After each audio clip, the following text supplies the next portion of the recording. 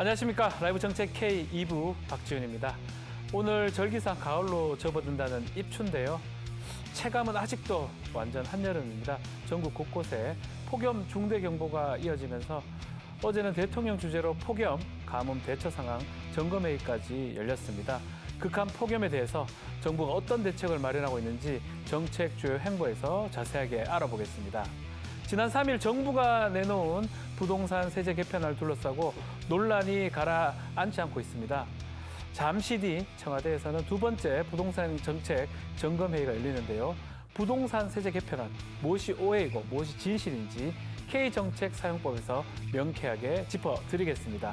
라이브 정책 K 2부 지금 바로 시작합니다.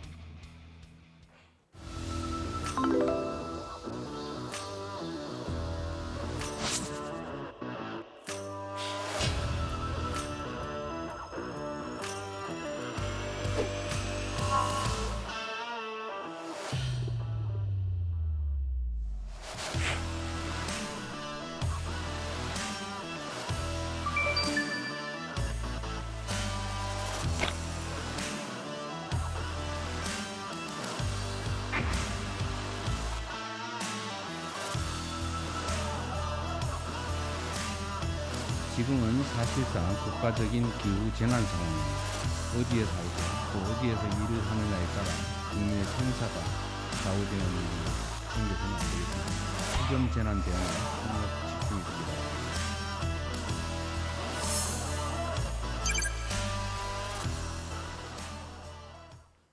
지금부터는 이재명 대통령 행보부터 주요 정책에 대해서 자세하게 짚어보는 정책 주요 행보 정주행 시작해 보겠습니다. 김성한 시사평론가, 박성민 시사평론가 두 분 함께하겠습니다. 안녕하십니까? 네, 안녕하십니까? 자, 덥습니다. 휴가 다녀오셨어요, 두 분? 저 짧게 다녀왔는데요. 근데 휴가가 휴가 같지 않더라고요. 너무 너무 더워서. 네. 국내에 계셨군요. 네, 강원도 다녀왔어요. 아하, 김성한 평론가는요? 저는 휴가를 다녀오긴 했는데요. 네. 고산지대에서 트레킹을 했거든요. 그래서 뭐 구름도 많이 끼고 그래서 그나마. 오히려 트레킹할 때는 덜 더웠는데 네. 바닥으로 낮은 데로 내려오고 나니까 훨씬 더 뜨거운 거예요. 네. 지금 견디기가 오히려 더 어렵습니다. 지금이 어렵다. 지금 말씀하신 것처럼 진짜 너무 덥습니다. 덥다라는 표현으로 이것도 부족할 정도로 잠시만 햇빛 서 있어도 아주 뜨거운데요. 그래서 뭐 양산 쓰는 분들도 많이 보이고요. 좀 시원하게 보내는 방법 혹시 찾으셨나요? 양산은 진짜 필수템이 된 양산 것 같아요. 무조건 있어야 돼요. 그리고 물을 좀 자주 마셔야 되는 것 같더라고요. 그러니까 제가 이게 그냥 보통 더위가 아니다라고 생각을 한 게 네. 제가 평소에 그렇게 물을 자주 마시는 편이 아닌데 이번 주에 서울 기온이 정말 급속도로 더 올라갔잖아요. 35도 이상 계속 네, 됐습니다. 거의 뭐 40도 육박하게 예. 이제 올라갔는데 길에 잠깐 서 있는데 좀 어지럽더라고요. 네. 그래서 이게 무조건 그늘에 가 있어야 되고 아하. 햇빛에 1분만 노출되어 있어도 이거 진짜 어지러운 날씨다. 그래서 계속 그늘을 찾아서 다니고 있습니다. 그늘을 찾는 방법, 물을 많이 마시는 방법, 좋은 방법 같아요. 양산 쓰는 방법. 저는 양산이 정말 좋더라고요. 예전에는 좀 그렇잖아요. 예. 남자들이 양산 쓰고 다니는 모습 잘 못 봤잖아요. 약간 모양이 빠진다 그래야 되나요? 그랬는데 요즘에는 양산 쓰는 게 전혀 이상하지 않아요. 네. 제 스스로가 오히려 양산을 찾아야 되는 이런 상황이니까요. 그만큼 기후가 많이 변했다. 거기에 따라서 우리 삶도 거기에 맞춰 나가야겠다 네. 이런 생각 들고요. 햇빛에는 가급적 안 나갑니다. 네. 근데 안 나가도 타네요. 이렇게 새까맣게. 그렇죠. 네. 또 안 나가면 안 되는 분들도 있어요. 일을 하러 나가야 되는 분들 그렇죠. 상당히 힘들죠. 자, 올해 특히 너무 덥다 이런 느낀 분들 많을 것 같은데 실제로 예년하고도 차이가 좀 있는 것 같습니다. 뉴스를 보면 거의 매일 최고 기온을 경신한 수준인 것 같은데 어떻습니까? 그러니까 실제로 서울 8월에 이제 기후를 관측한 이래로 1980년 이후에 8월 기온으로는 5번째로 높다라고 하거든요. 5번째입니까? 네, 굉장히 높은 수준이다 이렇게 볼 수 예. 있겠고 오늘 이제 오프닝에서 잠깐 우리가 오늘 입추다 얘기했는데요. 예. 놀랍게도 오늘 입추 맞습니다. 입추 맞아요. 입추 예. 맞는데요. 가장 더운 정말 30년 만에 가장 더운 입추를 기록했다 이렇게 볼 수 있겠고 그러니까요. 특히 많은 분들이 진짜 깜짝 놀라셨을 지역이 있을 텐데 바로 양산입니다. 네. 이 경남 양산은 8월 2일에 42.5도를 기록하기도 했고 서울 같은 경우에는 6일에 불과 며칠 전이죠. 이제 37.9도를 기록하기도 했습니다. 네. 그래서 사실상 체감 온도가 거의 40도에 육박하게 올라가고 있는 상황이라서 정말 이런 그 관측 사상 굉장히 더운 기온들이 이어지고 있다. 정말 역사적으로 기록에 남을 만큼 더운 것 같다라는 생각이 듭니다. 1994년 나오고 있고요. 지금 2018년도에 14.1일 열대야 뭐 같은 것 같습니다. 이번에는 아마 더 나올 것 같은데요. 이 중년 이상 세대들은 네. 아마 어린 시절에 네. 한여름에 뭐 이제 그늘막 같은데 오두막 같은데 가서 수박 깨먹고 뭐 이렇게 했던 기억이 있으실 거예요. 네. 그때하고 비교해 보면 정말 덥구나 이런 매우 생각들을 덥습니다. 하는데요. 예. 그래서 제가 기상청이 발표한 자료를 찾아봤어요. 113년 동안 우리나라 기후가 여름철 기온이나 이런 게 어느 정도 변화했는지 그 통계가 나와 있더라고요. 네. 근데 전체 평균 기온은 10년마다 한 0.21도씩 상승을 했고요. 특히 여름철 기온은 0.28도씩 상승을 했더라고요. 근데 이게 일본하고만 비교해도 우리가 한 1.5배 정도 빠른 속도라고 합니다. 네. 그러니까 일본보다 우리나라가 더 덥다 이런 얘기도 하는데요. 일본보다 더 더운 수준이 아니고요. 필리핀이나 이 열대 국가라고 하는 네. 동남아시아 동남아시아 국가보다 더 덥습니다. 그러니까 예. 필리핀이 역대 최고 기온이 42.2도라 그래요. 네. 근데 양산은 42.5도였잖아요. 그러니까 42도 넘는 것도 역대 한 2번 정도밖에 없었다고 하는데 우리나라가 지금 이 정도 기온을 기록하고 있을 정도니까 네. 얼마나 뜨거워지고 있는지 아마 체감하실 수 있을 것 맞습니다. 같아요. 낮 최고 기온이 상상을 초월합니다. 42.5도, 40도. 자, 우리나라에서 본 적이 없는 기온 또 함께 그 전국에 계속 폭염 중대 경보가 떨어지고 있거든요. 기존의 폭염주의보 또 경보 어떻게 다른 건지 우리 김성환 평론가 좀 설명해 줄 수 있습니까? 그러니까 계속 기온은 뜨거워지고 네. 있는데 기존의 어떤 경보라든가 네. 주의를 알리는 단계는 2단계밖에 없었거든요. 그러니까 지금과 같은 뜨거운 날씨를 어떻게 규정할 방법이 없는 거예요. 네. 근데 이게 경보 단계를 어떻게 만드느냐에 따라서 재난 대응이 달라지거든요. 그래서 이제 굉장히 중요합니다. 그러니까 기존의 폭염특보는 원래 2단계였는데요. 네. 폭염주의보, 폭염경보. 주의보와 경보가 있었는데요. 네. 그러니까 온도만 기억하시면 돼요. 네. 주의보는 체감 온도가 33도 이상이 2일 이상 지속될 때 발령이 되는데요. 네네. 경보는 35도 이상이 2일 이상 35도. 지속될 때. 어허. 그런데 여름철 기온이 계속 더워지니까 예. 이거 가지고는 부족하다. 그래서 올 6월에 폭염 중대 경보라는 걸 하나 더 추가를 했습니다. 네. 최고 체감 온도가 35도 이상이 이틀 동안 이어지는 지역에서 체감 온도 38도 또는 실제 기온 39도 이상이 예상될 때 발효가 된다고 합니다. 신설된 거군요. 네, 맞습니다. 예. 그러니까 이렇게 폭염 중대 경보가 발령될 때는 생존을 위한 3단계 행동 요령이 같이 이제 발령이 되는데요. 그것도 한번 설명해 주시죠. 그러니까 극단적 더위로 온열 질환이 발생할 가능성이 굉장히 높기 때문에 네. 3단계로 중단, 이동, 확인 아하. 이 과정을 거치도록 하라는 겁니다. 3단계 행동 수칙. 네. 예. 먼저 중단은 야외 활동, 야외 작업은 즉시 중단하거나 연기한다라는 의미고요. 예. 이동은 어딘가에 피해야 되는 거잖아요. 그래서 무더위 쉼터나 그늘 같은 시원한 곳으로 즉시 이동해서 물을 마시고 휴식을 취하라 이거고요. 마지막 세 번째 요령은 확인입니다. 확인. 이게 매우 중요한데요. 예. 내 주변의 사람들 안부를 확인하라는 거예요. 가족이나 주변 이웃, 어르신의 안전과 안부를 확인해봐라. 요 3단계 행동 수칙을 정부에서 정했습니다.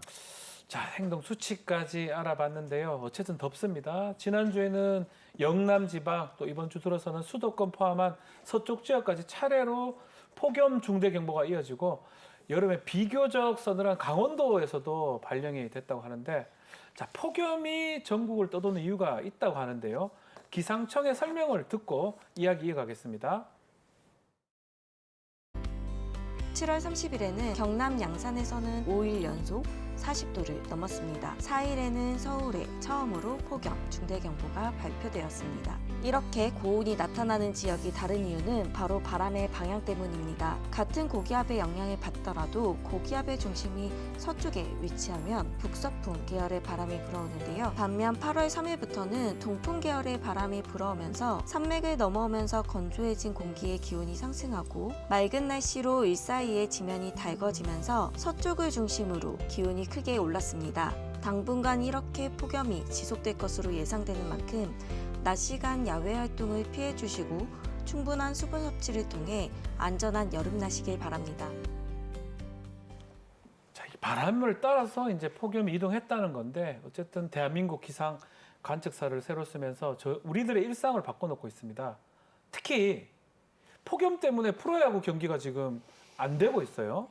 네, 맞습니다. 지난 5일부터 예. 이제 6일까지 이렇게 지금 프로야구 경기가 다 올스톱이 됐는데요. 이번 주말까지도 이제 브레이크를 이어간다라고 합니다. 그러니까 일요일까지 다 쉽니다. 예. 네, 왜냐하면 이게 실제로 그 관중들 중에 온열 질환 때문에 쓰러지신 분들이 또 맞아요. 계셨고 최근에요. 온열 질환을 또 호소하시는 분들이 계셨는데 수가 적지 않았습니다. 25명의 또 관객들이 이런 온열 질환에 대한 어떤 뭐 후과들을 좀 호소를 하셨기 때문에 이 사실 탈수나 혈압 문제로까지 이어질 수 있다 보니까 이게 관중들의 안전을 위해서라도 이 경기를 계속 이어가는 것 자체는 무리가 있다라고 이제 보여지는 상황이고요. 그래서 이제 뭐 다시 다음 주 화요일부터는 재개를 한다라고 하는데 대신 이제 경기 시작 시간을 오후 7시로 고정한다라고 합니다. 그러니까 아무래도 뜨거운 햇볕 밑에서 관중들이 몇 시간씩 야외에서 응원을 하고 또 경기를 보는 상황이기 때문에 그와 같은 상황을 좀 미연에 방지하기 위해서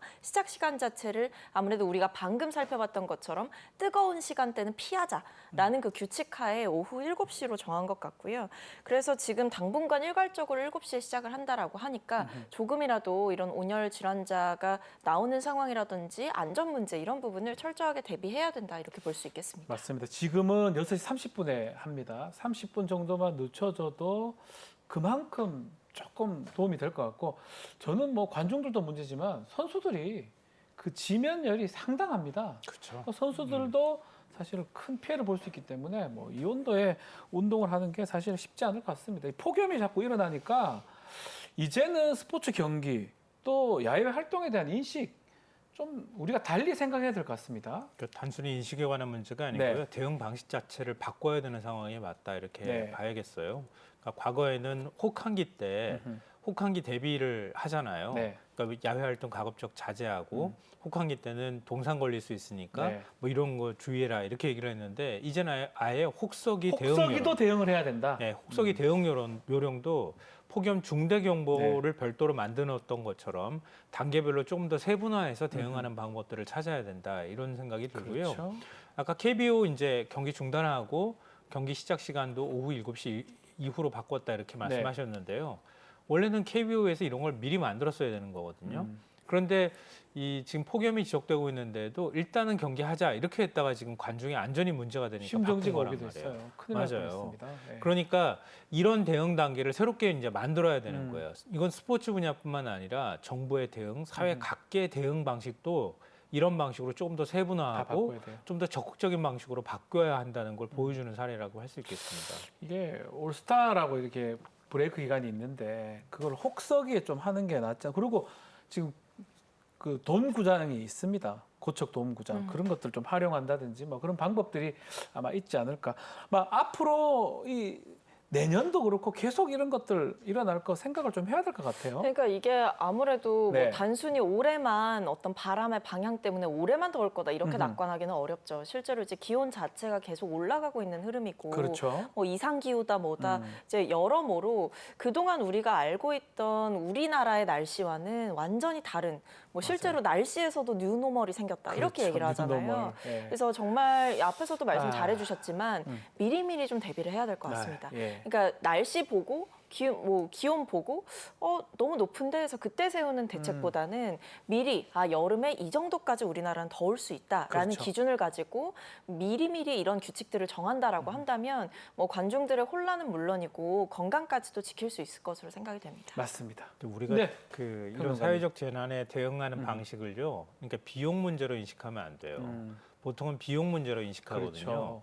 그러니까 미리 대응 방침을 만들거나 거기에 따르는 대응할 수 있는 장비든 뭐든 뭐를 갖추게 되면 그걸 다 비용으로 인식한다는 거예요. 근데 그렇게 인식하면은 이미 때가 늦는 거죠. 그렇죠. 나중에 사건이 발생하거나 맞습니다. 하게 될 경우에. 예. 그러니까 비용보다는 아예 그 단계를 먼저 상정해 놓고 거기에 따른 대비책을 만들어가는 과정이 정부가 뭐 예산 편성할 때도 필요한 거니까요. 매우 중요해 보입니다. 자, 그래서 그런지 재난에 가까운 이런 상황이 계속되면서 어제 폭염 가뭄 대처 상황 점검회의가 열렸습니다. 이재명 대통령 그동안 시행해온 내용들을 점검하고 범정부 총력 대응도 지시를 했는데요. 영상으로 함께 보시죠.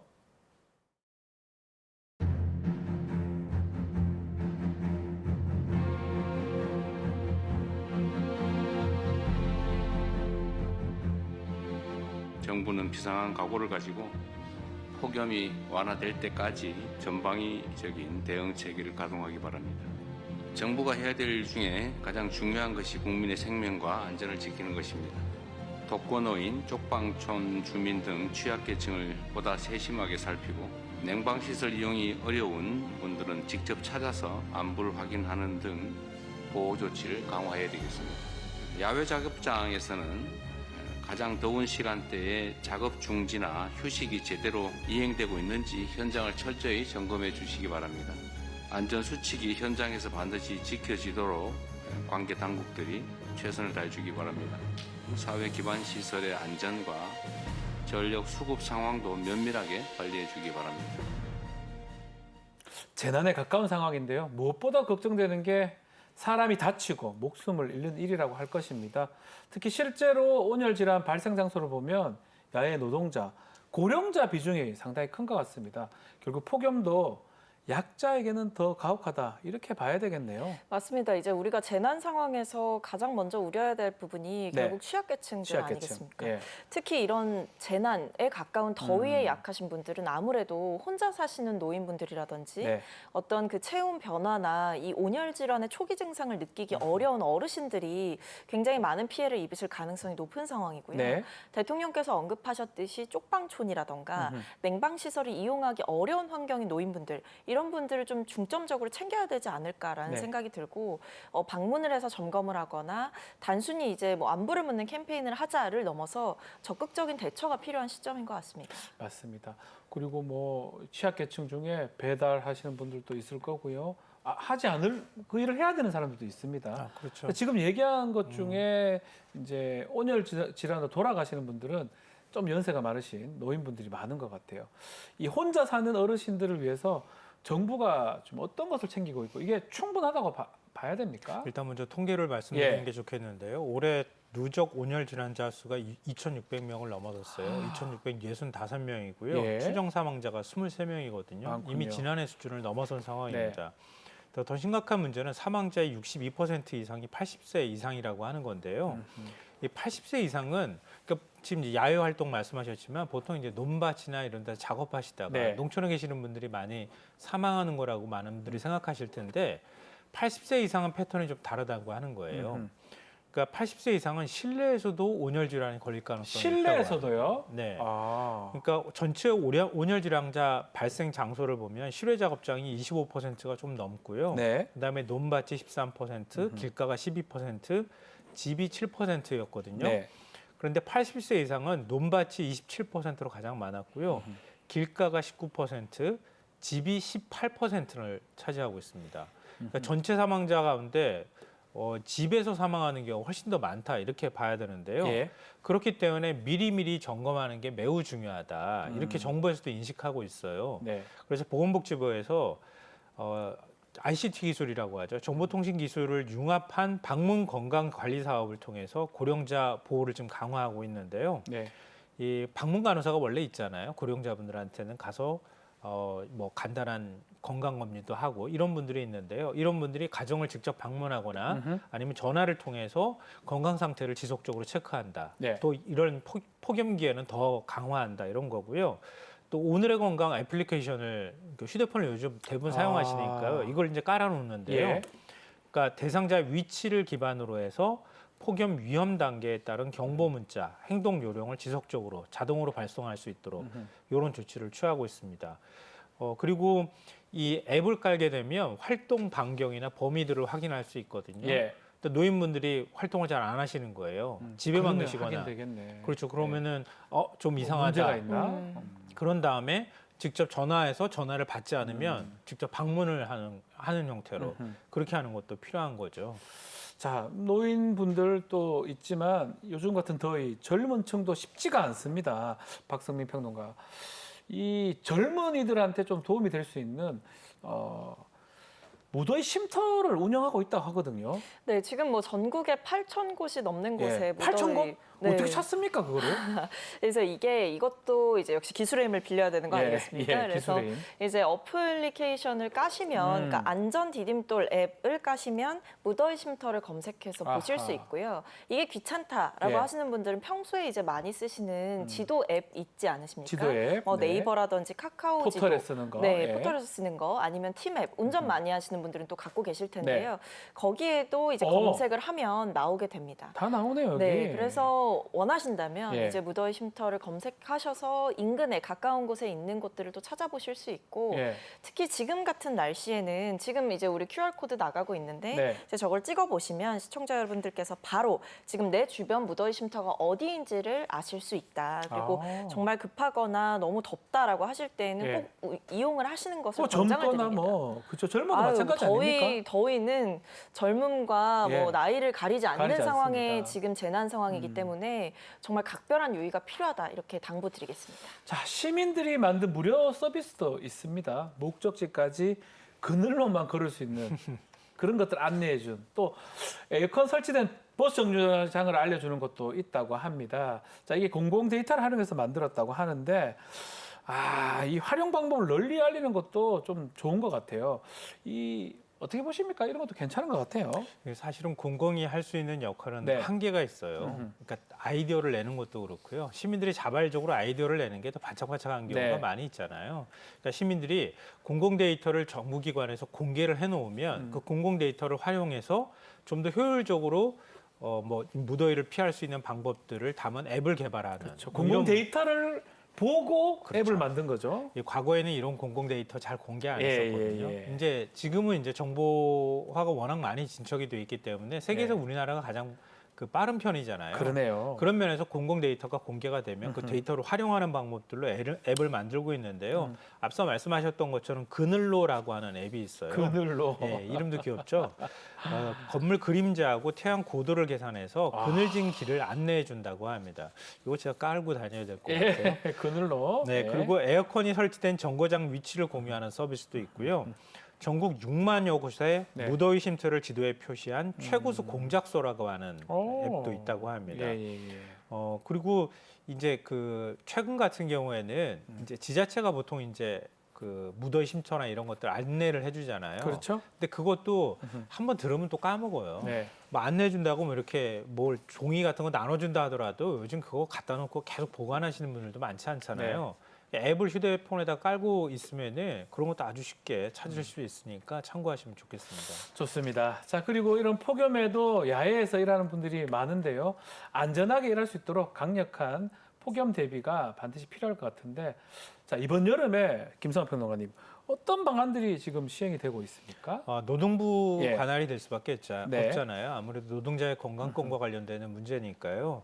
5가지 기본 수칙을 만들었다고 합니다. 수칙을요. 첫째가 시원한 물, 그리고 냉방 장치, 2시간마다 20분 휴식을 갖도록 하고 보냉 장구를 지급하고 119에 신고한다. 네. 이게 이제 5가지 기본 수칙인데요. 그러니까 본부하고 전국 지방관서에 폭염 안전 특별 대책반을 구성해서 비상 대응 체제를 지금 가동하고 있는 중입니다. 예. 그래서 체감 온도가 33도, 폭염 주의보 이상일 경우에 사업주는 2시간마다 20분 이상 휴식을 반드시 의무적으로 제공하도록 하고요. 2시간마다 20분. 네. 네. 그리고 체감 온도 35도 이상 폭염 경보가 발령이 됐을 때는 오후 2시와 5시 사이 5개 작업을 중단하고요. 아하. 체감 온도 38도 이상 폭염 중대 경보가 발령됐을 경우에는 긴급 조치 작업을 제외한 5개 작업을 전면 중지하도록 하고 전면 있습니다. 모든 걸 중지시킨다. 그리고 최근에 건설 현장 옆으로 지나가 보시면 아시겠지만 네. 건설 현장들이 지금과 같은 더위에는 대부분 다 작업 멈추고 안 하고 있습니다. 있어요. 안 하고 예. 있어요. 그게 바로 이런 예. 것 때문에 그렇게 하고 있다고 생각하시면 될 것 같습니다. 아하. 또 체감온도 35도 이상 폭염 경보 상황에서 5개 작업을 강행하다가 예. 온열 질환 사망자가 발생할 경우에 즉시 작업 중지를 명령하고 무관용 원칙으로 엄중 처벌하겠다. 이런 방침도 밝혔습니다. 예, 노동부의 방침들 좀 알아봤고요. 자, 근데 이런 방안들 현장의 사업주들이 제대로 알고 적극적으로 지켜야 되는데 지난 국무회의에서 관련 내용이 언급이 됐습니다. 어떤 방안이 마련되고 있는지 영상으로 함께 보시겠습니다. 이런 조치를 해야 되는구나라는 걸 사용자들이 다 알아야 될 텐데. 중대재해가 발생되면 발령하는 사이렌이 있습니다. 사용자 현장 다 가는데요. 기상청하고 연계해가지고 중대 경보가 발생됐을 때는 실시간으로 전파하고 있습니다. 지금 중대 경보 시에는 민방위 사이렌도 울릴 계획입니다. 자, 결국은 이런 권고 사항들 법제화를 시켜가지고 의무로 만들면 어떠냐 이런 의견이 있는 것 같습니다.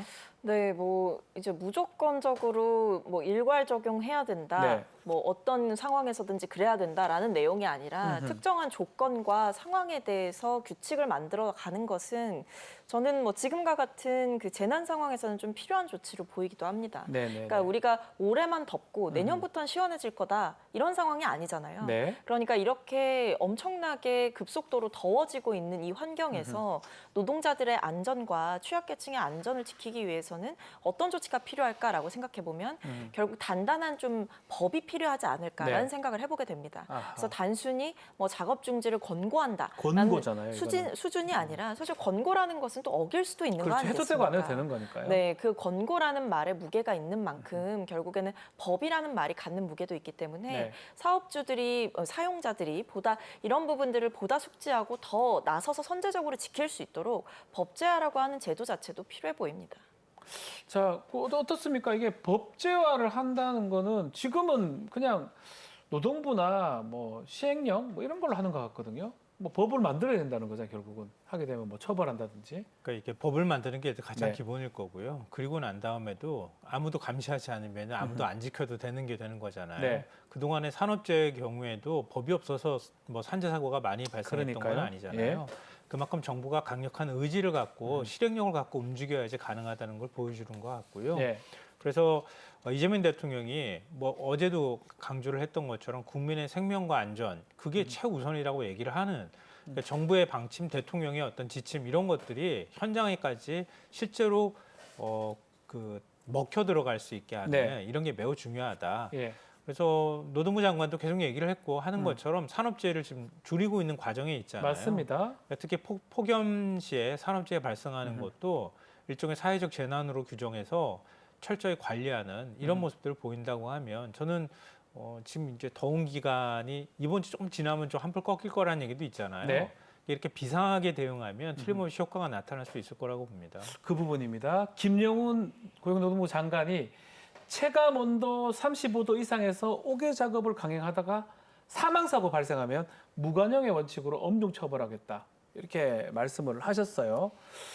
이게 실효성 있는 예방책이 될 수가 있습니까? 저는 뭐 분명히 실효성이 있을 거라고 생각이 들고요. 그러니까 엄중하게 처벌하는 것도 중요한데 그와 동시에 가져가야 되는 부분은 선제적인 예방도 필요한 것 같습니다. 예방이 더 필요하겠죠. 그러니까 저는. 왜냐하면 네. 결국에 이게 만약에 사고가 난 뒤에 그 뒤에 처벌을 하겠다라고 하는 것도 물론 어떤 경각심이라던가 재발 네. 방지를 위해서는 필요할 수 있습니다만 사실 애초에 그런 일이 생기지 않게끔 하는 게 가장 중요한 본연의 업무 아니겠습니까? 네. 그렇다고 한다면 지금 어떤 산재를 우리가 대응하고 대비하는 자세처럼 곳곳에 감독관들을 파견해서 감시를 하고 혹은 점검을 하고 하듯이 이런 그 굉장히 무더운 날씨에도 그러니까 재난과 같은 이런 상황에서도 이런 부분들을 집중적으로 감시하고 또 확인하고 이런 조치들도 분명히 필요해 보입니다. 그래서 저는 엄중 처벌뿐 아니라 선제적인 어떤 여러 가지 점검들도 그렇죠. 필요한 상황 같다라고 말씀드리겠습니다. 처벌과 예방 다 필요하다 말씀 주셨습니다. 이러한 극한 폭염, 사람만 힘든 게 아닙니다.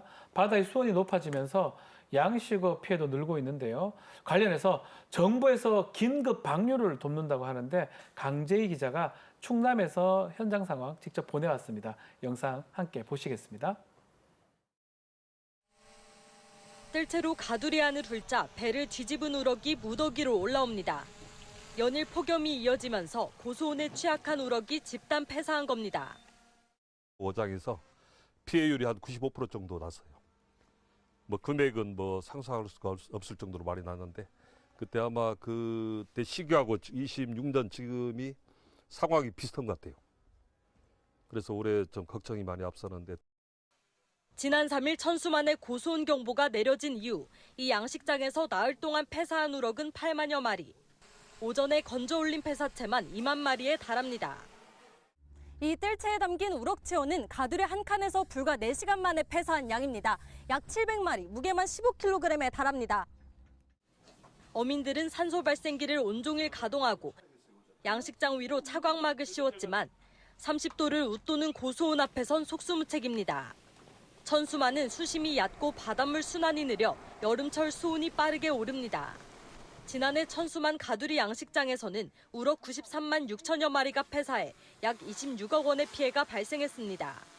2024년부터 3년째 피해가 반복되면서 어민들은 양식업을 접어야 할지 고민하고 있습니다. 우리들 마음은 이미 내년도 사업은 어떻게 될까? 내가 이 사업을 그냥 말 그대로 도산하면 그냥 이걸로 그냥 접으면 이건 어떻게 해야 되나? 이제 이런 걱정이 더 앞서는 거죠. 고소온에 대비해 먹이 공급을 줄인 탓에 상품성이 떨어져 조기 출하도 어렵습니다. 양식 어가를 찾은 남재현 해수부 차관은 현장을 점검하고 정부 지원을 약속했습니다. 고소온이 올라가면 아무리 장비를 설치한다고 해도 한계가 있거든요. 그러면 여기 치어들이나 그 생선들이 방류될 수 있도록 저희가 양식장에 조치를 해가지고 그 긴급 방류도 조만간 이제 요 양식장에도 진행될 계획으로 있고요. 정부는 올해 고소온 대응 장비 예산을 지난해보다 62% 늘린 94억 원으로 편성했습니다. 또 고소온 피해 어가의 복구비를 산정할 때 지어 입식비뿐 아니라 사료비와 유류비, 생산 비용도 반영하기로 했습니다. KTV 강재입니다. 자, 이처럼 폭염 또 가뭄 피해가 계속되면 밥상 물가로도 이어질 수가 있습니다. 물가 부분. 또 이게 어떤 또 해결 방안이 진행되고 있는지 김상환 평론가 간단히 좀 정리를 해주시겠습니까? 사실은 근본적인 해결 방안은 없다고 하는 게 좀 솔직한 고백일 수 있을 것 같고요. 네. 최대한 피해를 줄이는 게 현재로서 최선의 방법인 것 같아요. 그러니까 밥상 물가 올라간다고 말씀하셨지만 최근에 히트플레이션이라고 하는 새로운 말이 나오더라고요. 그러니까 이렇게 폭염 때문에 인플레이션이 생기는 거예요. 네. 그러니까 예전에도 뭐 저도 상추나 이런 거 길러왔지만 이렇게 폭염기에는 농작물이 자라지는 않습니다, 제대로. 그러니까 너무 더우면은 사람도 힘들지만 농작물이나 동물들 다 힘들다고. 다 힘들어요. 예, 네, 맞아요. 다 힘들다는 거예요. 예. 그러니까 그러면 자연스럽게 출하량이 줄고 그 물가가 올라가는 네. 상품 가격이 올라가는 이런 현상이 생기고 있는 거고요. 그럼 뭐 대표적으로 시금치도 한 110% 지금 올라갔다는 거잖아요, 맞아요. 가격이. 시금치 가격. 그리고 지금 바다 수온도 말씀하셨지만 어패류도 벌써 45만 마리가 폐사가 됐다고 하는데요. 이게 어패류가 지금 당장 폐사되는 게 문제가 아니고요. 지금 치어 단계에서 폐사가 되면 모르겠는데 성체가 폐사되면 이게 성체까지 가는 동안에 한 2년 정도 걸려요. 예. 그러면 지금 폐사한 효과가 2년 뒤까지 계속 이어진다는 뜻이거든요. 쭉 연결된다는 거네요. 네. 예. 그러니까 뭐 광어나 우럭 양식장에서 지금 다 폐사가 이루어진다고 하면 앞으로 한 2년 동안은 광어 비싸게 먹어야 된다. 이런 얘기가 될 수도 있습니다. 그러니까 대책 만들기가 굉장히 어려워서 차라리 정부에서 이렇게 어패류가 폐사되는 상황을 그냥 방치하지 말고 보상을 해주면서 그냥 방류를 해버리는 거예요. 차라리 방류해라. 네, 차라리 방류하는 게 더 낫습니다. 왜냐하면 그 이제 죽은 사체들을 다시 처리하는 비용이 또 있을 수 있잖아요. 그러니까요. 그러니까 그렇게 이제 긴급 대응을 지금 하고 있는 상황인데요. 아하. 그러니까 단순히 물가 대응에 관한 문제가 아니라 기후 변화가 일어나면 국제 외교 문제뿐만 아니라 분쟁 그리고 식량 생산 이런 모든 것들이 다 한꺼번에 같이 움직이는 맞습니다. 거거든요. 예. 그러니까 정부가 단순히 지금 폭염 대책 하나만 세울 게 아니라 기후 변화에 따르는 대책을 큰 마스터 플랜을 짜놓고 거기에 따르는 하나하나씩의 실천들이 이루어져야 사실 근본적인 해결책에 조금 더 가까워지지 않을까 싶어요. 지금 말씀하신 것처럼 이 폭염이 아마 올해뿐만 아니라 내년 계속 반복될 가능성이 매우 높고 이게 우리나라뿐만 아니에요.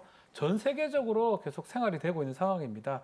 기후 변화에 맞게 장기적이고 좀 체계적으로 변화하기 위해서 사회적으로 좀 어떤 인식이 필요할 것 같습니까? 박승희 평론가님. 네, 그러니까 뭐 지금 이제 앞에서 농산물 피해 네. 이런 부분도 말씀을 해주셨는데 지금 뭐 살수차 이제 보내고 드론 보내서 뭐 농촌을 이제 예찰한다 이런 네. 방안도 이제 정부가 고민을 하고 있을 정도로 이 상황 자체가 사실 굉장히 심각하다 이렇게 봐야 되겠죠. 그렇죠. 그래서 앞에서 우리가 잠깐 뉴 노멀이다 이런 말씀 드렸는데 이전에는 더우면 그냥 덥다 하고 넘어갔던 것 그렇죠. 같아요. 예전에 그랬어요. 아, 정말 덥다 좀 하면서 덥네. 맞습니다. 이랬었어요. 그냥 약간 일종의 날씨의 문제, 그렇죠. 그냥 오늘 잠깐 덥고 많은 문제 이렇게 넘어갔었는데 이제는 이걸 그렇게 간단히 볼 문제가 아니라는 거죠. 그래서 앞서 우리가 걱정했던 야외에서 일하시는 노동자분들의 네. 건강이라든지 아니면 길을 다니는 시민들의 건강 이런 부분까지도 우리가 세세하게 챙겨야 되는 상황이 된 겁니다. 네. 그렇기 위해서는 가장 필요한 것은 기본적인 법 제도를 좀 정비하는 부분이 예. 필요할 것이고요.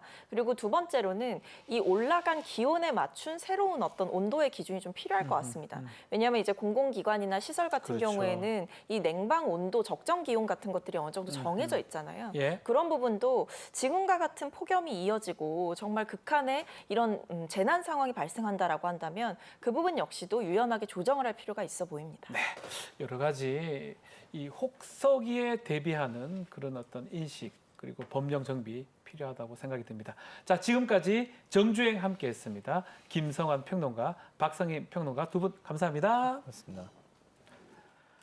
네, 다음 순서는 분야별 국정 정책과 다양한 이슈들을 풀어보는 K 정책 사용법 시간입니다. 오늘의 이슈 먼저 영상으로 확인하시겠습니다.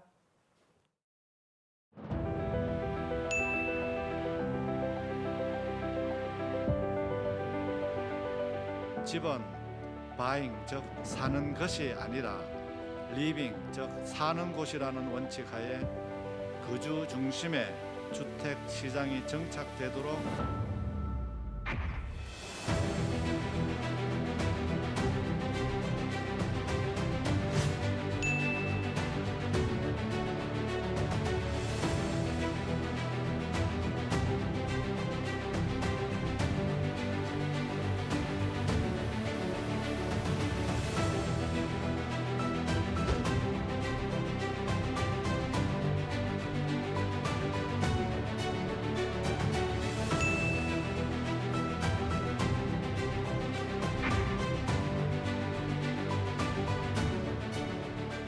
좋은 의도로 시작한 정책이라도 국민이 효과를 체감하지 못하거나 도리어 국민들의 삶에 피해를 준다면 안 하는 일만 못하겠죠. 항상 국민의 눈높이에서 모든 사안을 살피고 문제가 있으면 어떤 사항도 성역 없이 적극적으로 고치는 유연하고 능동적인 행정이 필요합니다.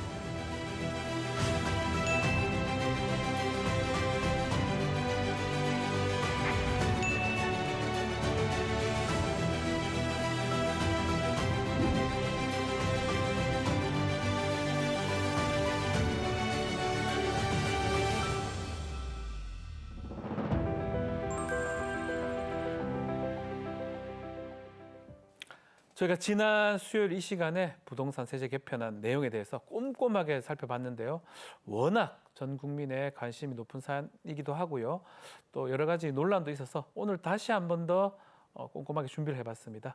어떤 부분이 쟁점이 되고 있는지 또 정부가 어떤 답을 내놨는지 권혁중 경제평론가와 자세하게 분석해 보겠습니다. 안녕하십니까? 네, 안녕하십니까? 네. 자, 이번 부동산 세제 개편안 워낙 내용도 많고 숫자가 많이 나옵니다. 그래서 어렵습니다. 좀 어려운데 일단은 이번 개편안의 큰 줄기부터 좀 정리를 좀 해주시면 좋을 것 같습니다. 네, 일단 큰 줄기는 네. 뭐 종부세와 이제 양도세다 이렇게 보시면 되겠는데 네. 이제 세제 전반에 대해서 이제 정상으로 간다라는 것이 이제 정부의 발표입니다. 네. 특히 이제 종부세 같은 경우에는 주택 수에서 이제 합산 가액으로 하겠다라고 이제 밝혀 있는 상태이고요. 네. 또 한 가지 양도소득세 같은 경우에는 이제는 거주 기간 한마디로 보유가 아니라 거주, 실거주를 중심으로 가겠다는 것을 이제 정부가 밝혔죠. 그러다 보니까 지금 이제 실거주 1주택자 같은 경우는 오히려 이제 혜택이 커진다. 이렇게 이제 정부는 밝히고 있고요. 그다음에 이제 정부의 큰 틀은 이겁니다. 바잉이 아니라 이제 집은 바잉이 아니라 리빙이다. 그러니까 사는 곳이다라고 이제 밝히고 있습니다. 네. 그리고 또 한 가지 큰 거 좀 말씀드리고 싶은 거는 지금 뭐 정부 사이트나 아니면 재정경제부 가보시면 아시겠지만. 네. 이 확정된 게 아니거든요. 확정은 아니다. 예, 이거는. 그래서 국민의 의견을 지금 받고 있습니다. 네. 그렇기 때문에 만약 국민들께서 좋은 의견이 있으시면 언제든지 의견을 표출할 수 있다라는 것 좀 말씀을 드리겠습니다. 자, 전반적으로 얘기 들어보면 다주택자, 또 비거주자, 또 고가 주택자들 세금이 지금보다는 많이 올라갈 것 같아요. 네. 그래서 가장 먼저 나온 반응이 제 주위도 그렇더라고요.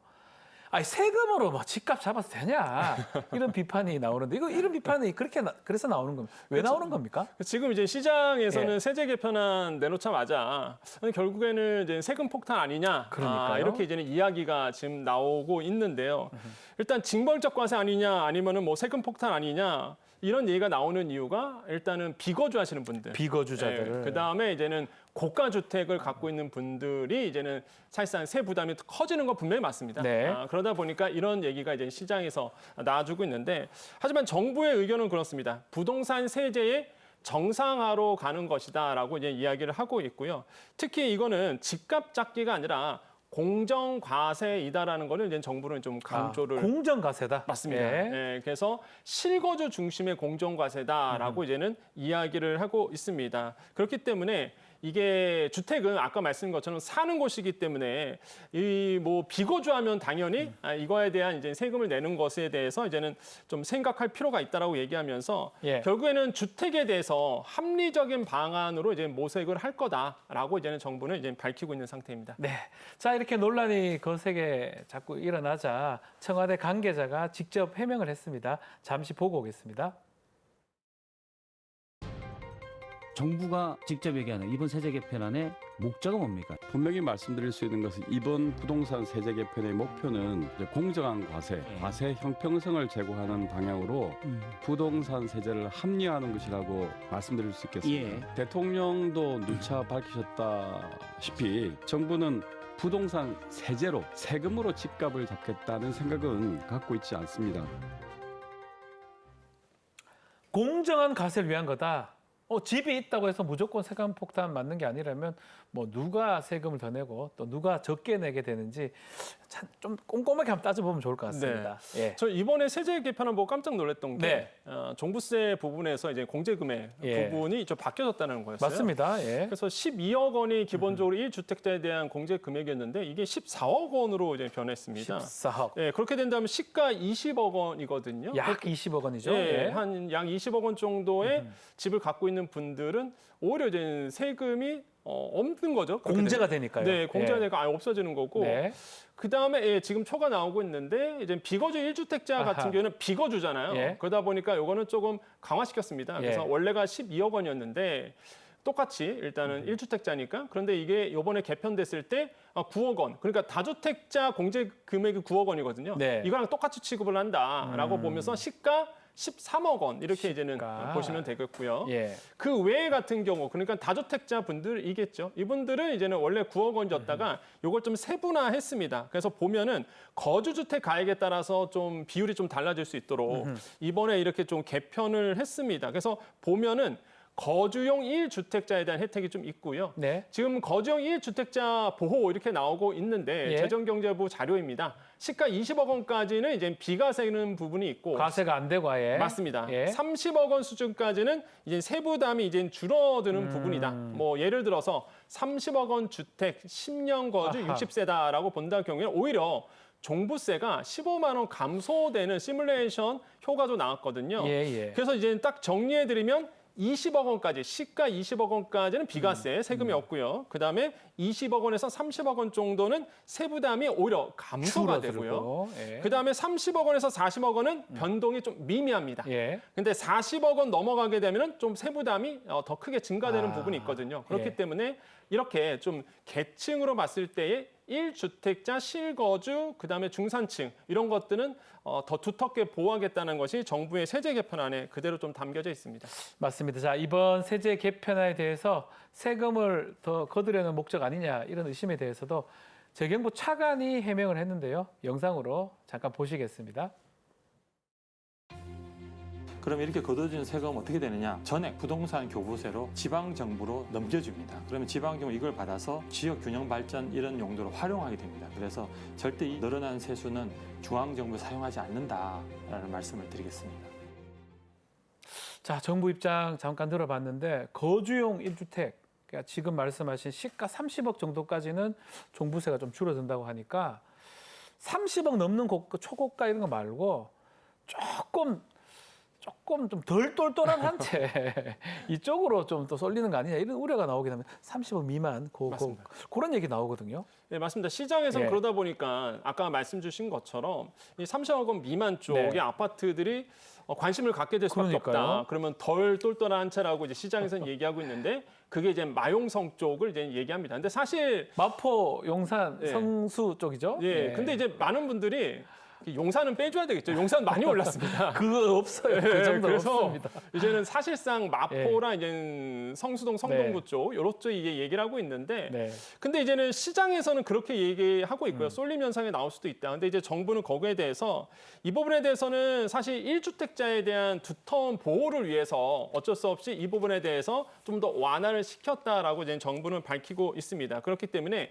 1주택자에 대한 세금 완화 부분에 이제 초점을 맞추고 있다라고 얘기를 하고 있고요. 예. 그렇게 된다 그러면 많은 분들이 이제는 이런 강남에서 회피할 수 있는 길이 열린다라고 이제는 정부는 지금 보고 있습니다. 그렇기 때문에 거주자 보호를 위해서 이렇게 한 거지 이게 세금으로 통해서 부동산을 잡겠다든지 아니면은 특정 지역을 봐주겠다라는 어떤 다른 판단에 의해서 이런 세법 개정을 갖고 난 것이 아니다라고 정부는 밝히고 있습니다.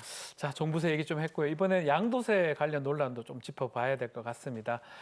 다주택자 양도세 중과를 놓고도 얘기가 좀 많은데 지난 5월 중과가 다시 시작됐다가 이번에 또 완화 조치를 내놨는데 여기에 대해서도 비판이 좀 많은 것 같아요. 네, 맞습니다. 이게 네. 이번에 세제 개편안 나오고 나서 이제 다주택자에 대한 중과 부분이었거든요. 네. 말씀 주신 것처럼 사실 유예를 종료했었습니다. 사실 그랬죠. 예, 그 당시에 이제 얘기했을 때는 이 부분에 대해서는 그대로 종료시키겠다라고 했는데 이번에 세제 개편안에 보면은 이제 유예는 아니고요. 이제 완화 쪽으로 이제 방향을 틀었거든요. 네. 그러다 보니까 야 그러면 이전에 정부 말 믿고 판 사람은 바보 되는 거 아니냐 이런 어떤 시장의 목소리가 이제 나오기 시작하는 거죠. 그러다 그렇죠. 보니까 이 부분에 대해서도 이제 정부가 이제 이야기를 한 부분이 있습니다. 그래서 이 부분도 굉장히 좀 중요하다. 핵심은 그거예요.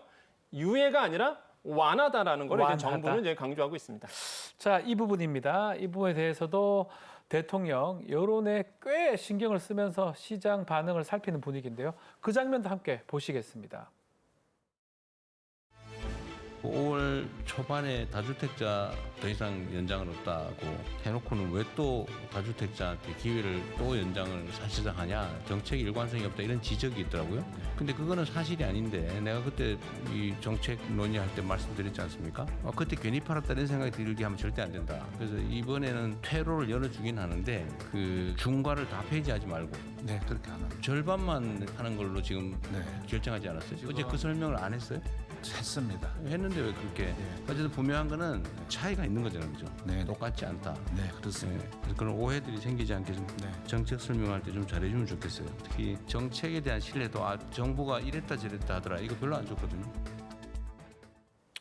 자, 지난번에 양도세 중과 유예 조치하고 이번 조치 같지 않다, 똑같지 않다, 말 바꾸기 아니다 이렇게 얘기하는데 우리 평론가님 구체적으로 좀 어떻게 다른 건지 설명 좀 해주시면 좋을 것 같습니다. 예, 말 바꾸기는 아닙니다. 예. 왜 그러냐면 핵심은 그거예요. 이제는 0%였잖아요. 그 전까지는. 이제 왜냐하면 중과 유예를 해줬기 때문에. 네. 근데 지금 이번에는 이제 완화였습니다. 그게 뭐냐? 이주택자 같은 경우는 2027년까지 5%포인트 정도 중과를 하고요. 중과를 안 하는 건 아닙니다. 네. 이제 과거에 20%포인트였던 걸 좀 줄여준 거죠. 그래서 5%포인트 정도 중과를 하고 2028년도에는 10%포인트 중과하고 2029년도 가서는 원래대로 20%포인트 이제 더 중과를 시킨다는 거거든요. 그렇기 때문에 이 유예와 완화는 완전히 다른 말이다. 그러니까 유예 같은 경우에는 그대로 0%로 쭉 간다는 얘기인데 네. 그러면 사실상 세금이 중과가 안 되는 거잖아요. 근데 이번에 개편안은 중과는 한다. 근데 이제 그 퍼센테이지를 낮춰줬다라는 거죠. 완화요. 그렇기 때문에 이런 부분에 대해서 이제 정부는 이야기를 하고 있고 그렇게 된다 그러면 이제 정부의 말을 믿으면 손해다라고 이제 시장에서 목소리 나오는 거는 틀릴 수밖에 없다라고 정부는 얘기하고 있습니다. 왜냐하면 정부의 말대로 만약에 그 당시에 매물을 내놔서 팔았다 그러면 양도세 중과는 없었죠. 없었죠. 네, 근데 지금은 내년도에 팔아도 5%포인트는 중과가 되거든요. 그렇기 때문에 손해가 아니다라는 거죠. 오히려 정부만을 믿고 팔았으면 더 이익을 봤다라는 것이 이제 정부의 이제는 발표고요. 네. 그다음에 이렇게 이번에 양도세 중과에 대해서 이제 단계별로 조금 가겠다라고 밝힌 이유는 이제 다주택자에 대한 퇴로를 열어준다는 부분입니다. 왜냐하면 아시겠지만 종부세 많이 나오죠. 그렇죠. 예, 고가 아파트 같은 경우에는요. 그다음에 이제는 양도세 같은 경우에도 부담이 되기 때문에 이 부분에 대해서 퇴로를 열어줘야지만 다주택자들의 물량을 시장에 내놓는다는 거죠. 그리고 머리를 굉장히 잘 썼던 게 이게 한꺼번에 탁 완화가 아니라 단계별로 빨리 팔면 그만큼 혜택을 보도록 돼 있어요. 그러니까 내년에는 무조건 다주택자 같은 경우는 파는 게 유리한 거죠. 그렇죠. 현행은 아직도 지금은 20%포인트가 중과가 되거든요. 이제 종료가 됐기 때문에. 그렇기 때문에 아마 내년도에 물량이 또 쏟아져 나올 수도 있다. 이런 생각을 해보겠습니다. 좋습니다. 그렇다면 이번 개편 다주택자, 고가주택자 이 매물들이 좀 늘어날지 아니면 정책 변화 되겠지 버티기로 또 매물 잠김 현상이 일어날지 평론가님 어떻게 보십니까? 이게요. 종부세 이번에 강화 부분 때문에 버티기는 좀 힘들 것 같다. 못 버틴다. 보유세가 굉장히 이제 고가 주택 같은 경우에는 또 다주택자 중심의 비거주 같은 경우에는 보유세가 생각보다 많이 나올 수 있습니다. 네네네. 그렇기 때문에 아마 버티지는 못할 것 같다라는 생각을 해봅니다. 그러면 강남 아파트 중심으로 매물이 나올 가능성이 굉장히 크다라고 저는 생각을 해보겠고요. 매도 시기에 따라서 이제 다주택자의 양도세 변화가 있습니다. 아까 말씀드린 것처럼 빨리 다주택자들은 매도할수록 유리하거든요. 지금 보시면 아시겠지만 2주택자고요. 조정 대상 지역, 예를 들어서 서울이라고 보겠습니다. 매도하고 양도 차익이 5억 원이라는 기준화해서 말씀드리면 현재는 2억 7천만 원의 양도세를 내야 됩니다. 근데 내년에 아까 말씀드렸죠. 중과가 유예가 되거든요. 그러니까 완화가 되거든요. 그러다 보니까 그렇게 되면 2억 원, 그러니까 7천만 원이 절세가 되는 거고요. 2028년도 2억 2천만 원, 2029년도에는 원래대로 2억 7천만 원의 양도세가 나옵니다. 그렇기 때문에 빨리 팔수록 유리하게끔 지금 정부가 만들어놨고 그러다 보니까 지금 시장에서 좀 반응이 나오기 시작했습니다. 강남 쪽에서 지금 매물이 지금 나오기 시작했어요. 시장 반응이 벌써 나온다고요? 예, 벌써 지금 나오기 시작했거든요. 지금 보니까요. 지금 한국부동산원 자료입니다. 요거는 83 대책 나오기 전인데 이제는 규제가 나올 거라는 소문이 막 돌았었거든요. 이미 시장에선 반응을 했어요. 강남 3구와 강동구, 동남권 같은 경우가 0.09% 올랐는데 이 오름폭이 굉장히 축소된 겁니다. 그러니까 세제 개편안 나온다고 하니까 먼저 사실상 관망하는 추세, 그다음에 던지시는 분들이 좀 나오기 시작했던 거죠. 제가 봤을 때는 38 대책이 나왔기 때문에 83 대책이 나왔기 때문에 요번에 아마 강남 쪽에서 못 버티신 분들은 물량이 나올 가능성도 저는 없지 않아 있다. 그래서 아마 시장에선 그렇게 이제 판단을 하고 있습니다. 참 물량이 나오고 있다 짚어주셨고요. 또 한편으로는 이번 개편으로 투기하고 좀 거리가 먼 한 동네에 오래 산 그 고령차들의 1주택 이분들한테 좀 부담이 커진다 이런 내용 이런 또 분석도 있는데 이건 어떤 내용입니까? 네, 이 부분은 이제 정부도 인식을 하고 있습니다. 그래서 대비책도 좀 만들어 놓은 상태인데요. 어떤 부분이냐면 실제 이제 양도세 공제 부분이 이제 신설이 됐습니다. 이전까지는 아무리 이 양도 차익이 크게 나와도 이 부분에 대해서는 기본적으로 공제를 많이 받았었거든요. 근데 이 공제에 대해서 딱 허들을 한마디로 이제 상한을 만들어 놨습니다. 2028년까지 공제 한도가 20억 원이고요. 그다음에 2029년도 이후에는 공제 한도가 10억 원입니다. 10억 원. 그러니까 이제는 사실상 10억 원까지밖에 공제가 안 되는 거예요. 그럼 굉장히 세부담이 크게 나올 수밖에 없는 부분이겠죠. 그러다 보니까 한 집에 산 고령층 같은 경우에는 세부담이 좀 우려될 수밖에 없습니다. 그래서 시장에선 얘기가 나오는 것이 야 결국에는 이거 뭐 3종 세금 포위망 아니냐. 3종 세금 포위망. 이렇게 이제 얘기가 나오고 있고 그래서 이제는 이 부분에 대해서 이제 정부가 하나하나씩 이제는 해설을 하고 있고 밝히고 있고요. 설명을 하고 있습니다. 해설하고 설명하는 부분 어떤 게 있습니까? 네, 하나하나 좀 말씀드리겠으면 장특공제 상한 없이 초창기 거주자에 대해서 불리하다. 이 부분에 이제 비판이 있었습니다. 이 부분에서 이제 정부의 얘기는요. 오히려 현행 무제한 공제가 이렇게 형평성을 해친다라고 이제 이야기를 하고 있습니다. 왜냐하면 무제한 공제예요. 그러다 보니까 이제 시세 차익이 많으면 많을수록 더 많은 그렇죠. 이득을 봤었거든요. 예. 이 부분에 대해서 이제는 얘기를 하고 있고 또 하나가 정부가 밝히고 있는 것이 이 양도 차익에 대해서 이번에 이제 계산을 한번 해보자라고 얘기한 거예요. 저도 한번 계산해봤는데 계산해 보셨습니까? 예를 들어서 취득가액이 10억 원이고요. 예. 그다음에 양도가액이 30억 원입니다. 이 양도가액은 이제는 판 금액을 얘기를 해요. 그러면 실제 양도 차익이 20억 원이 되잖아요. 30억에서 10억 빼고. 근데 실제 20억 원이 양도가액이 되는 게 아니라 12억 비과세라는 게 있습니다. 아, 비과세요. 예, 그렇기 때문에 이걸 안분해야 되거든요. 그렇게 계산한다 그러면 12억 원에 이제는 양도 차익이 생기는 거고 아하. 여기에서 이제 장특공제 80% 들어가면 아하. 9억 6천만 원이 돼요. 근데 아시겠지만 9억 6천만 원은 아까 말씀드렸던 그 10억 원 공제 한도에 들어오잖아요. 그러네요. 예, 어차피 그러면 30억 원 정도 매도하신 분들은 해당 사항이 없어요. 그러네요. 예, 그래서 부과가 되는 게 더 이상 부담되는 게 아닙니다. 그래서 정부가 이렇게 시뮬레이션을 통해서 보여줘서 저도 이게 사실인가 우선 계산을 해봤습니다. 예. 그랬더니 진짜 맞더라고요. 예, 예, 그래서 예. 이제는 실제적으로 이제는 좀 부담이 덜할 수 있다. 그래서 지금 이제 3종 세금 포위망 이렇게 나오고 있는데 그래서 기사가 나오는 것들은 장특공제 상관없이 불리하다. 근데 오히려 이 부분에 형평성이 있으니까 이거를 고쳤다라는 것이고 네. 또 하나가 고가주택 은퇴자에 대한 이주 압박이 있다라고 얘기하고 있는데요. 이 부분에서도 이제 정부가 얘기하고 있는 것이 실제 이제는 종부세 납부 유예가 대폭 확대가 납부 됐습니다. 유예가 확대된다. 네, 맞습니다. 그래서 예. 예를 들어서 65세고 10년하고 거주했다라고 본다 그러면 소득 요건이 오히려 이제 폐지가 되는 네. 부분이 있거든요. 그렇기 때문에 이런 부분에 대해서도 오히려 이런 부분에 대해서 좀 유리할 수도 있다라고 이제 정부는 이야기를 하고 있고요. 네. 또 한 가지 삼중 과세라고 얘기했는데 양도세랑 종부세랑 증여세는 성격이 서로 다르죠. 네. 각각의 대상과 취지가 다릅니다. 아하. 그러다 보니까 이걸 합산해서 삼중 삼중은 과세라고 아니다. 얘기하기는 조금 어렵다라고 예. 정부는 이야기하고 있고 예. 또 한 가지 기사가 분석했던 서울 30억 초과 아파트가 16만 6천호 가구다라고 그렇게 얘기하고 많습니까? 있습니다. 예, 그래서 11%라고 얘기했는데 정부가 집계를 해봤더니 16만 2천호입니다. 그래서 아하. 5.8%니 이게 기사에서 얘기했던 모집단 자체가 틀렸다라고 이제 정부는 반박을 하고 있습니다. 네. 그래서 정부가 그렇다고 해서 이거 뭐 세금이 많이 안 오른다 그런 얘기는 아닙니다. 그런데 이제 틀렸던 부분에 대해서는 정확하고 팩트 체크를 해야 된다는 것이 이제 정부의 판단이라고 생각해 봅니다. 네, 팩트체크 해주셨고요, 직접. 자, 또 하나의 큰 쟁점이 하나 있습니다. 실거주자 보호 정책 때문에 집주인이 혹시나 직접 들어와서 살겠고 하면 이게 혹시나 전월세난을 불러오는 게 아니냐 이런 걱정한 분들도 있는데요. 여기에 대해서는 청와대 홍보소통수석의 설명도 잠시 들어보겠습니다.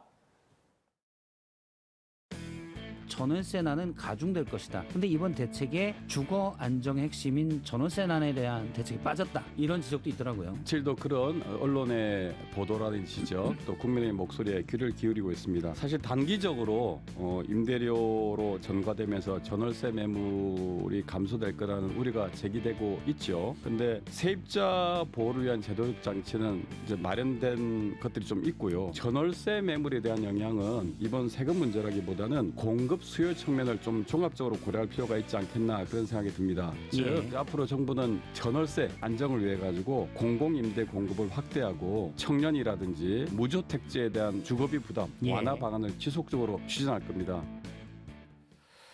자, 실제로 언론에서도 이런 비판 기사를 많이 쏟아내서 여기에 대해서 정부가 대책에 대해서 설명 자료를 냈는데요. 어떤 내용입니까? 네, 맞습니다. 전월세에 대해서 정부도 인식을 하고 있다라고 얘기를 하고 있고요. 네. 그러다 보니까 공공임대를 확대하겠다라고 이제 대책을 내놓은 상태입니다. 그래서 청년들이 걱정 없이 살 수 있도록 공공임대를 확대하고요. 또한 전월세 세액공제에 대한 월세 세액공제에 대한 확대 부분도 이제 같이 밝혔습니다.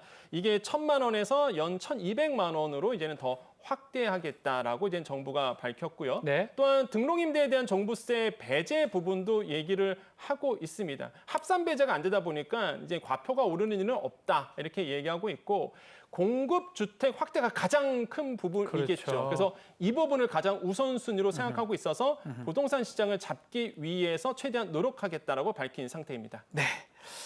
자, 오늘 복잡한 이야기 쉽게 풀어주신 권혁준 경제평론가 말씀 잘 들었습니다. 감사합니다. 네, 감사합니다.